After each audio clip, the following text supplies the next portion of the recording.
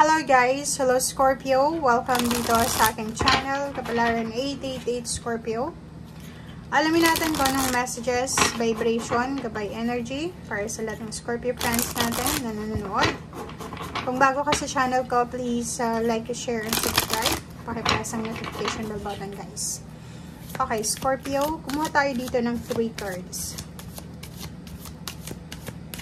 Scorpio, first 2 weeks ng May 2024.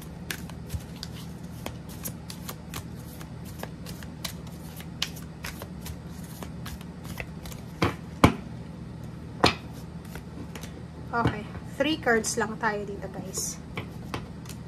Oh, gusto niyang lumabas? Okay, cool. Okay, Scorpio. Ang nakikita ko sa'yo dito, pareho yung baraha mo sa Pisces. Pwede mong panoorin yung Pisces kasi resonated siya eh. Sinasabi ng baraha sa'yo dito na if ever man marami ka Scorpio na pinagdaanan na conflict, defeat, trials, problema sa usaping pera kasi 4 of Pentacles siya, 4 of Diamonds. Sinasabi ng baraha dito na etong pinagdaanan mong pagsubok, 'di ba? Maraming bagyo,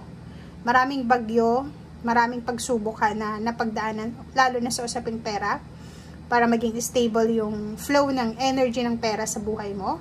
Ay posibleng magkakaroon siya ng endings. Okay? So, first 2 weeks ng May, posibleng mararamdaman mo na stable na siya. Kung dati is pag-gewang-gewang, imbalance, diba? Like, may sweldo ka naman dati, pero hindi siya masyadong sapat. Hindi siya sapat para sa mga needs mo, sa mga obligations mo. So, imbalance. Parang alam mo yon yung upuan, walang imbalance siya. Sira yung isang part ng upuan. So, parang ganun. So, yun yung pwedeng naramdaman mo sa pera. Palaging kulang. Diba? Palaging kulang. May trabaho ka, pero said na said pa rin. Diba? And dito, sa barahang to, sinasabi na magkakaroon ng stability. Balance, stable. May katulong ka na para sa financial na needs mo. Parang ganun.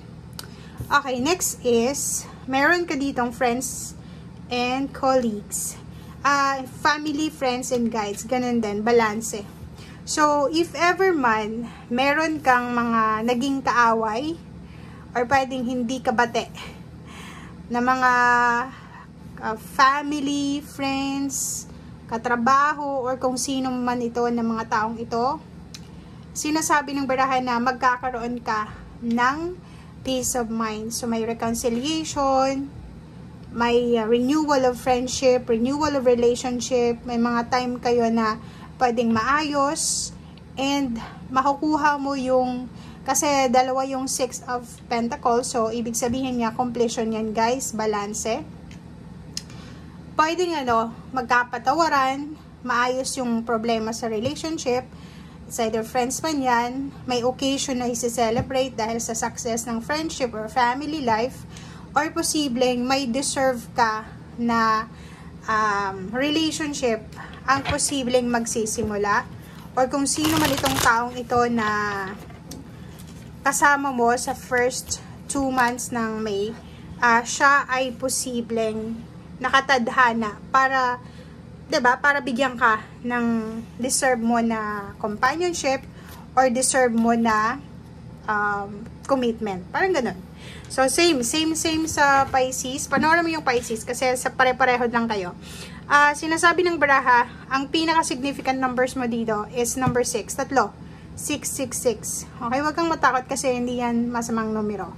Sinasabi ng baraha sa'yo dito na may victory and success. Yun nga, yung mga conflict, defeat, problema sa relationship, problema sa kung ano man, mindset, spiritual, ay posibleng mapagtatagumpayan mo yan. Okay? So, victory. May victorious na moments ka within 2 weeks. Makakaramdam ka na successful yung ginagawa mo, success yung plano mo, or kano pa man. And, mayroon kang wish na posibleng ma-manifest. Hindi natin alam. Kasi iba-iba kayo, Scorpio. Ano ba yung wish mo or yung wishes mo? Kasi fulfillment of wishes Pwedeng hindi lang siya isa. pwedeng marami, or pwedeng sabay-sabay na mamamanifest yung mga wish mo. Okay, so yun, may mga pwedeng maganap sa buhay mo na maituturing mong fulfilled ka talaga. Okay?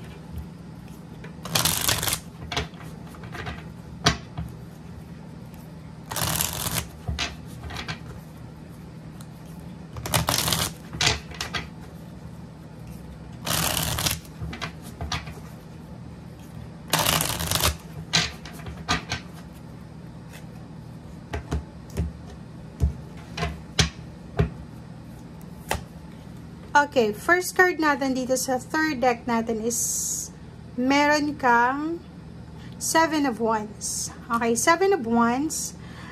Nakikita ko sa'yo dito na, okay, kahit sabihin natin na may mga reconciliation ng relationship, may problemang na-solve sa usaping pera, but still, sobra kang aloof. Diba? Parang, nakikita ko sa'yo dito na may konting trauma. Na-traumatize ka eh. Diba? Like, siguro yung nakaraang mga buwan na walang-wala kang pera, siya yung pwedeng maging lakas loob mo para magtrabaho ng magtrabaho, maging determinado, maging masipag, dedicated sa kung ano man tong ginagawa mo. Second is, sa relationship, yung mga away, conflict, mga backstabbing, or kung ano man tong nangyari sa past mo, ay siguro kahit nagpatawad ka, kahit na nag-let go ka, nag-move on ka, still, ngayong first 2 weeks ng May, priority mo pa rin yung peace of mind mo. Priority mo pa rin yung proteksyonan yung peace of mind mo, proteksyonan yung puso mo, or proteksyonan kung anong meron ka. So, it's either pera ang poproteksyonan mo, it's either yung trabaho, relationship, or yung peace of mind mo. Okay. Diba? May good news ka na matatanggap tungkol sa trabaho. It's either may victory and success yan. So, pwedeng may salary increase dito, may promotion, relocation, pero maganda, pabor sa'yo kung ano man ito na balita tungkol sa trabaho. And yun, nakikita natin dito na sobrang strong yung energy mo, lalo na sa usaping pera. Nakikita natin na financially sobrang balanse. Strong talaga siya. And yung iba din sa inyo dito is marami kayong sisimulan na mga plano nyo sa buhay. Like siguro ang una yung gagawin is mag-ipon ng pera, yung iba naman is mag-ipon para sa pagpapakasal, or pwedeng iba mag-ipon para sa pagpapatayo ng bahay, or yung iba sa inyo dyan is pwedeng travel. So nakikita natin na sobra-sobra kang inspired, sobra-sobra kang excited para sa kung ano man ito na usaping pera. Kasi ito, wish fulfillment din to eh. So, double confirmation, yung 9 of Pentacles na sinasabi na isa or dalawa, tatlo, or lahat ng wishes mo ay posibleng ma-resolve mo or makuha mo sa linggong ito. So, yun, Empress and then Zero the Fool, it's a combination card na maraming magsisimula sa buhay mo na pwedeng magdala ng prosperity and abundance. Nandito yung strength, so pwedeng physical health, pwedeng good health, yung ibigay sa'yo. Second is pwedeng relationship, health ng relationship, magiging sobrang stable yung relationship. It's either money, or kung ano man to na good news. I-share nyo yung good news nyo dyan sa comment box or sa comment section. O ano itong mga good news na ini-expect nyo or natanggap nyo na. Okay? So, yun. Sa ilalim nyo guys, is sinasabi na nasa 4 of Swords ka. Wala kang problema. Wala kang magiging problema. Sobrang peaceful. Sobrang serene. Diba? Sobrang harmonious yung buwan ng Mayo. Kahit simulan mo pa lang ng May 1 hanggang May 15, sobrang kalmado ka na. Okay? So, magkakaroon ka din ng time this month, ng parang time para sa sarili mo, makapag-meditate, makapag-reflect, makapag-enjoy. Diba? So, nakikita natin dito na